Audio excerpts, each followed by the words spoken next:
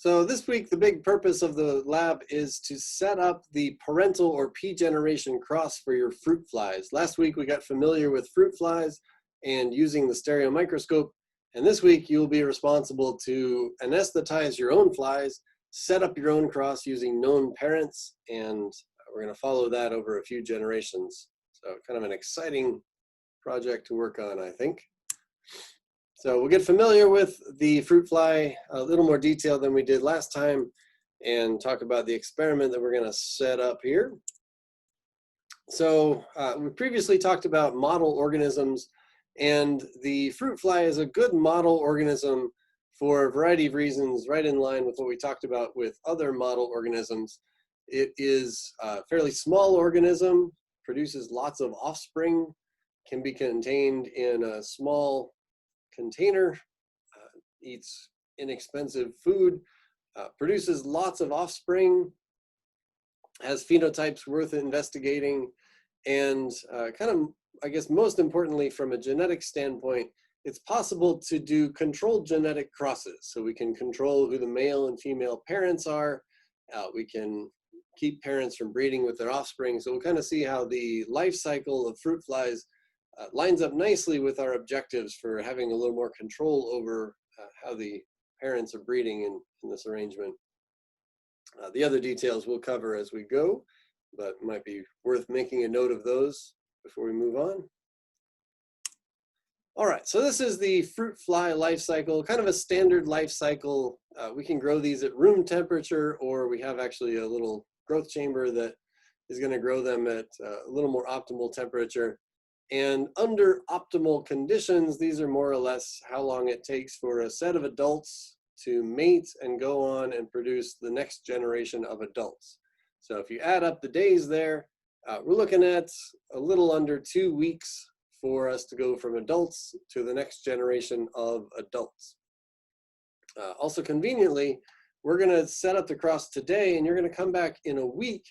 And in 1 week, if we follow this through, 1, 2, 3, 4, 5, 6, 7, somewhere in here, the farthest that any one fly could get after being an egg on day 1 would be at the pupal stage by the time we come back next week. So next week, we're going to have hopefully some larvae that have been produced from the cross that you set up, and we'll be able to remove the adults from that. So they will have made the, put the eggs down, and hopefully developed already into some larvae, but the adults that are present in a week will still be the same adults, and there won't be any new adults that would be confusing us with those adults next week. So we get a nice 1 week at a time progression, not only a short lifespan, life cycle for doing controlled genetic crosses, but very convenient life cycle for us.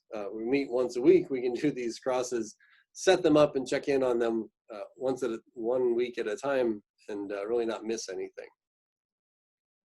All right, so that answered that second question. In 1 week, we're going to take the adults out, and that'll keep the adult parents from mixing with any adult offspring.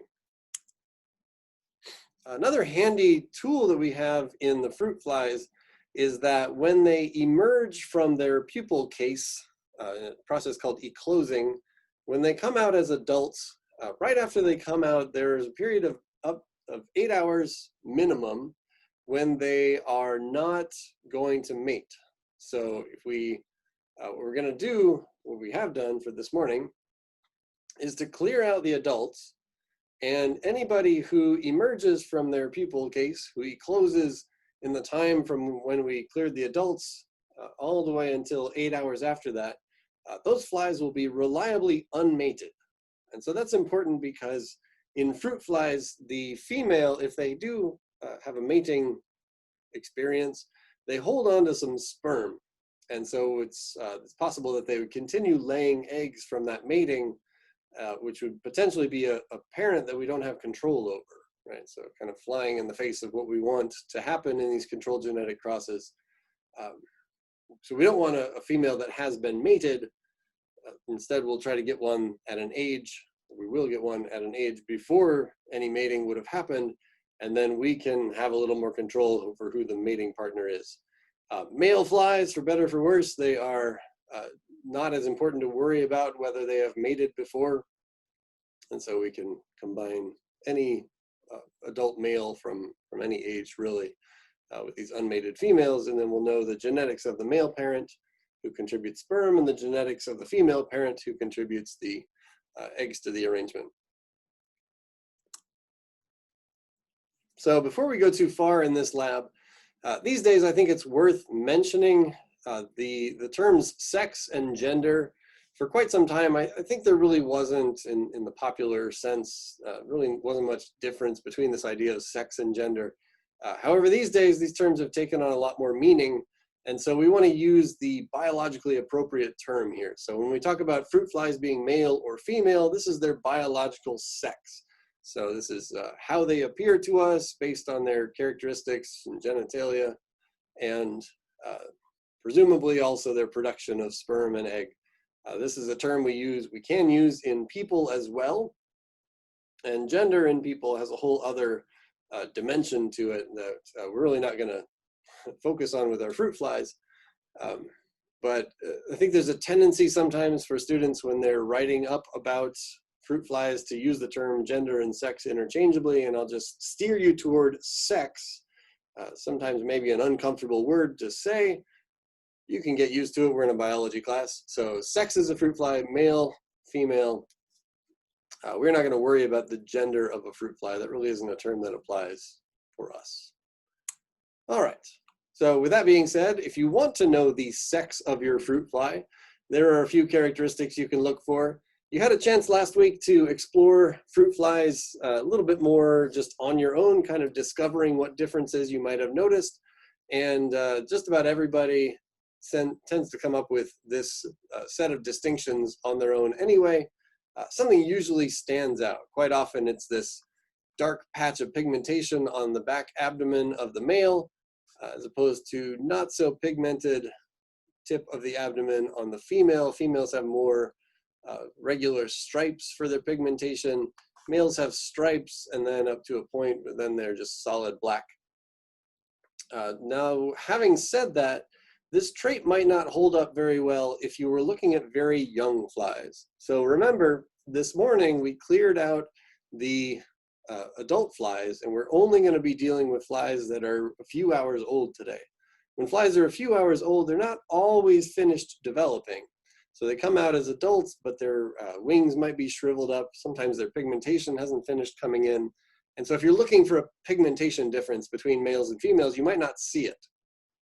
So there are other traits you can look at as they are illustrated here.